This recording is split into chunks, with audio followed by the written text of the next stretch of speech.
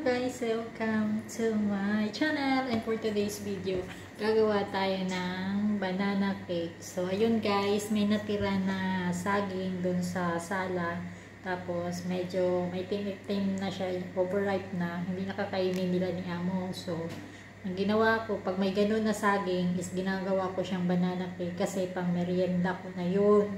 Hindi naman sila kumakain ng banana cake. So, gumagawa ko para lang sa sarili ko, para pa yung merienda kasi hindi bumibili ng tinapay si amo.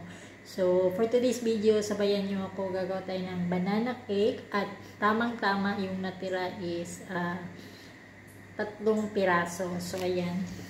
Binalatan ko na at saka inismas ko. 3 piraso ito. Talagang i-ismas natin kasi para yung as in na latang-lata siya. Yan, 3 piraso. Minsan, pag may 2 piraso, yun, ginagawa ko. Okay din naman. Minsan nga may 1 piraso lang ginawa ko. Masarap din naman. Pero actually, yung ingredients nito is 3 piraso na mas maigi or mas maganda na yung overripe talaga na latang-lata siya kasi mas madali siyang i-smash o yung durog-durogin natin. Ayan. Hanggang durog na talaga siya. Ayan. Ayan, 3 piraso lang ang gamitin nyo. Kasi ang ingredients talaga nito is 3 piraso na saging. Kaya yung mga saging na binili ni amo, minsan bibili siya ng 4 na piraso, 5 piraso. Hindi naman kasi kumakain yung mga anak niya ng saging. So, pag may na-overripe na talaga, ayun. Hindi ko tinatapon yun. Kinukuha ko, tapos ginagawa ko siyang banana cake na pang merienda. So, tapos na natin naduro. Maglalagay tayo ng 2 itlog. Yung medium size, 2 piraso. Yan.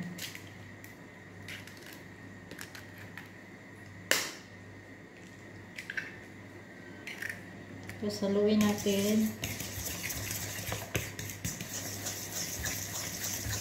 Diba? Pag may saging kayo sa bahay nyo na overripe, huwag nyo itatapon. Gawin yung cake. Kasi pang merienda na din yung sa atin, sa mga bata. Gawin yung banana cake.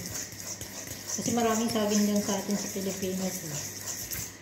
And then, pagkatapos nito is maglalagay tayo ng half cup, kalahating cup ng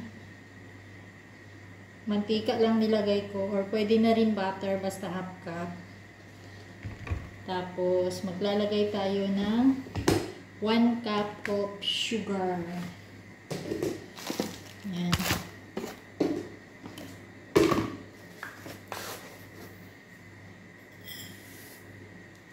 Lalagay tayo ng half cup ng sugar. Puti or brown, okay lang, walang problema.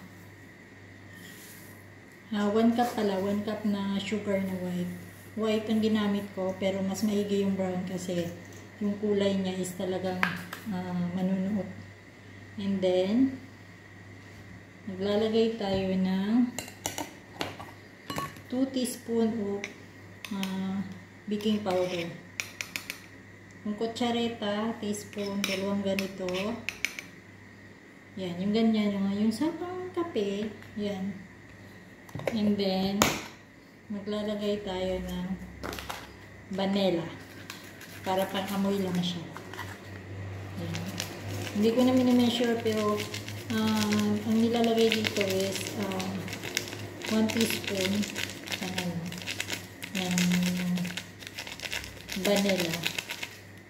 And then, haluin lang natin. Ayan, halo-halo lang natin yun. Yung huli natin ilagay is yung harina. So, anuin natin para ma-melt yung ma-melt yung sugar niya. Ayan. So, kung nasaging kayo sa inyo, pwede din pang business ito eh. Yung sa mga school. Pwede kayong gumawa nito, tapos benta nyo sa eskwelahan. Tag 5 pesos ang slice. Ayan. And then, kuha na tayo ng kailangan na natin ng ganito kasi yung sa harina. So, sa harina pala, kailangan natin ng 1.5 cup ng harina. Ayan.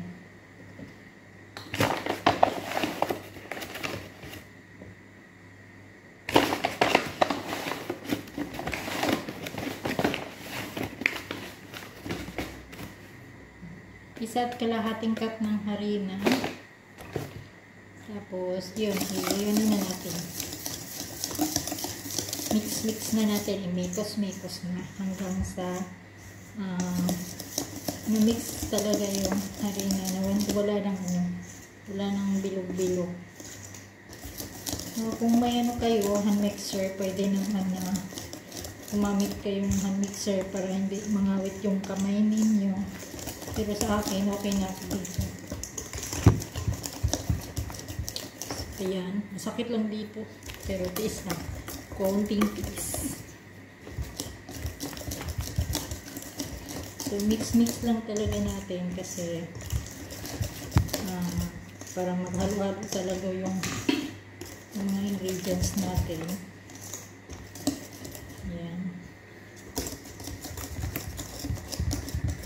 Mix well natin yan.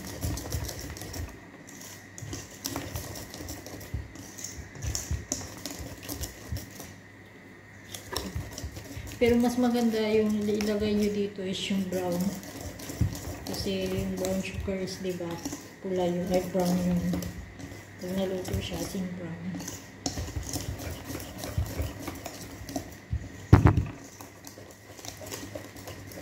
So, ayan na yan guys. Ganyan na siya.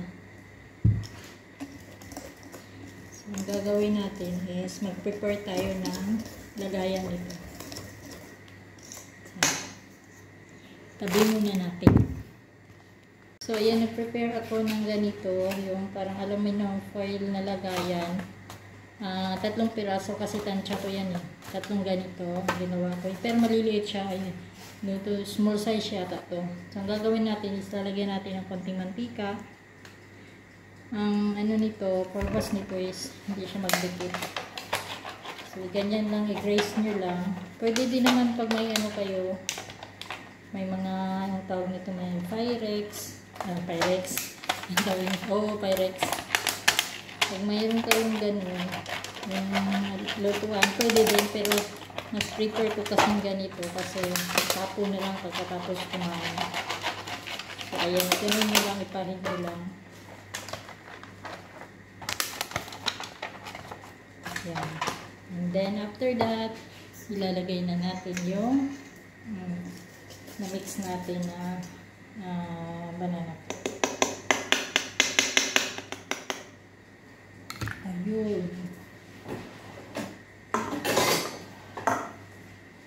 Gagamitan ko ng ganyan lang. Kalahati lang ng lagayan natin ilagay kasi aalsa pa naman to.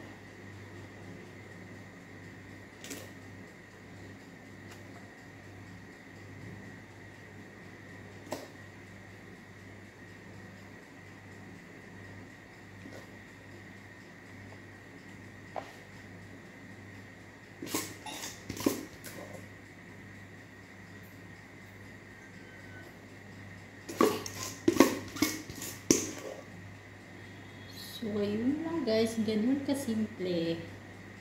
And then, lulutuin natin ito sa 180 degrees na init in 40 minutes. So, ayan. Tapos na.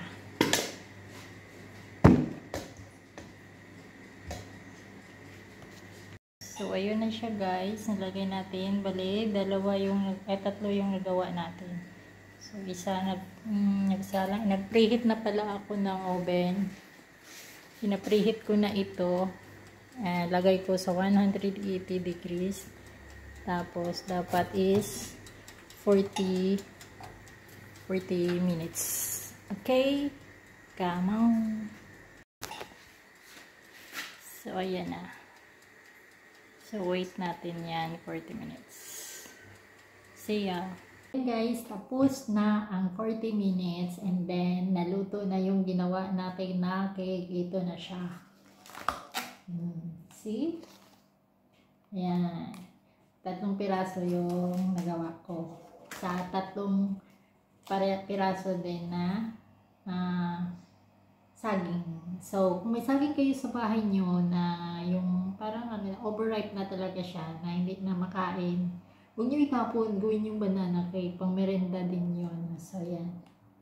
Ayan natin ang finished product natin. Ayan.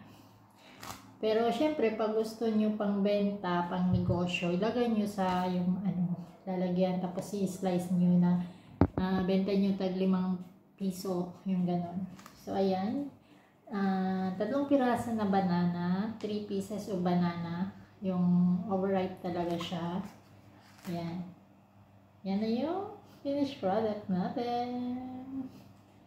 So, ayan. Yung mga ingredients, kung hindi nyo maano dun sa video ko, ilalagay ko lang sa description below yung mga ingredients para masundan nyo. Yan na guys. Yan na, may pamerenda na tayo sa 3 pirasong saging. So, thank you guys for watching my video. Salamat po sa lahat ng nag-subscribe sa aking YouTube channel. Maraming salamat din po for those who are not skip the ads. Kasi doon po tayo kumikita. So, thank you guys. Thank you very much sa lahat ng hindi nag-skip, nag-subscribe, at nanonood ng video ko. Hanggang sa susunod. Bye-bye. Thank you.